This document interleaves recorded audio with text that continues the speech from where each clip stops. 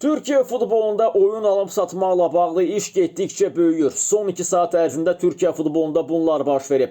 Eyüp Spor Klubunun prezidenti Murat Özkaya da daxil olmaqla 8 nəfər oyun nəticəsini manipulyasiya etmək, yəni maçın nəticəsinə təsir göstərmək ittihamı ilə həbs edilib. Türkiye Futbol Federasiyası 1024 futbolçunun mərc oynadığını açıqlayıb. Superliga və 1-ci liqadan ümumilikdə 104 futbolçunun mərc fəaliyyəti ilə məşğul olduğu bildirilib.